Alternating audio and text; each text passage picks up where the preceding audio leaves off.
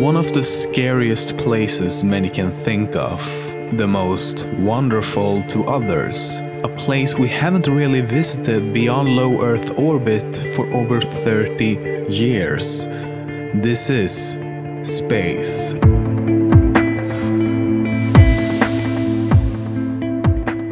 We don't exactly know how many stars there are in the universe. We can make estimates though, but these estimations are limited by the technology available to us today. Once new and better technology comes along, we'll be able to see even further out into space and discover even more stars, and thus the estimated star count increases. But it's quite beautiful though, isn't it? Just seemingly flying among the stars like this, at 100 megaparsecs per second. Except what you're seeing is not stars. These are galaxies, each galaxy containing millions, billions and even trillions of stars, most of which have their own planetary system with celestial bodies circling around. It truly gives you a sense of scale. How small we are, just a tiny speck in this sea of space dust. But as we can't know for certain how many stars and/or galaxies there are, let's take what we do know. And what we do know is that the observable universe contains at least 170 billion galaxies. We also know that our own average-sized galaxy, the Milky Way, has around 400 billion stars, so we can use that as a template. Now take 170 billion galaxies, multiply that with 400 billion stars, and we get the number 68 sextillion possible stars in the cosmos. Black holes. One of the most mysterious objects in the universe. Everything about them is just taken to the extreme in one way or another. They twist and bend space and time around them.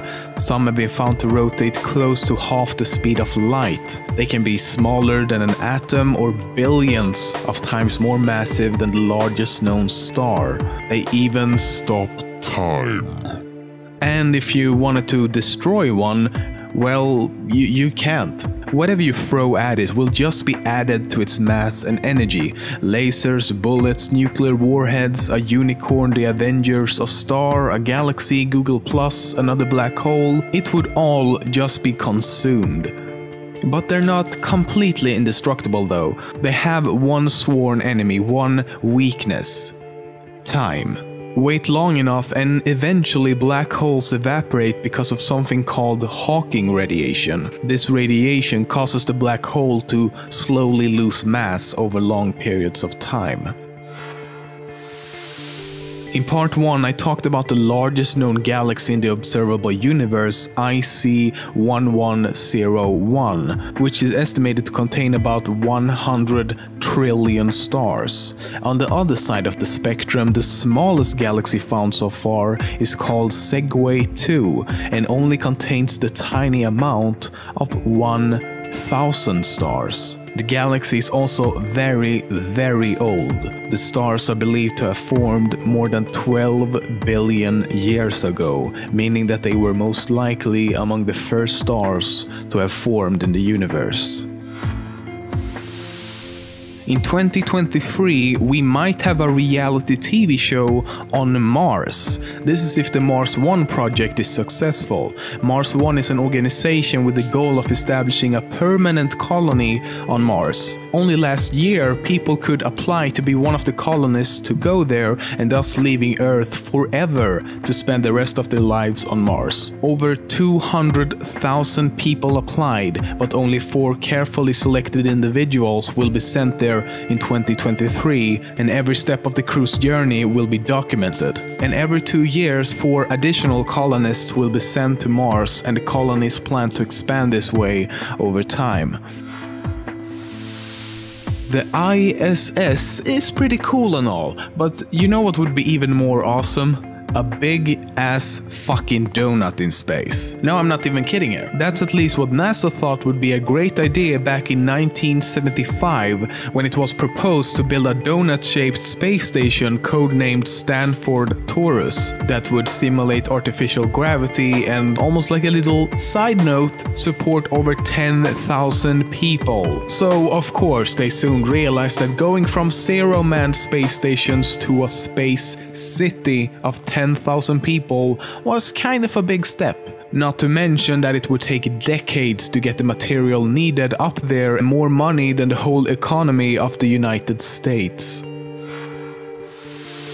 After NASA had successfully landed on the moon in 1969 with Apollo 11, several other Apollo missions took place all the way up to the final Apollo 17 mission before the program was cancelled. But that was actually not the plan. NASA had already prepared for Apollo 18, 19 and 20 missions. After Apollo 17, the plan was to, get this, colonize the moon, with 6 people living on the lunar surface for up to 180 days. But the reason this never took place is, of course, almost as always, money. A lot of you have probably, at some point at least, imagined what it would be like to be living in space. And well, it would be pretty fucking uncomfortable. First of all, you'd have to work out every single day for several hours to prevent your bones and muscles from shrinking due to the lack of gravity. This includes your heart, which would become weaker and smaller due to the same effect. You'd also become taller in a very painful way, as your intervertebral discs that cushion your spine would slowly drift away. You would see bright light flashes as you close your eyes because of the radiation that the Earth's atmosphere normally filters out. You will have trouble tasting things and feeling sick because of fluids in your body acting really weird in 0G. Bacteria also starts going crazy and becomes much more effective, while your immune system starts weakening. Basically, if you get sick, you can die. And as if that weren't enough reasons to not want to live in space, you can't have sex either.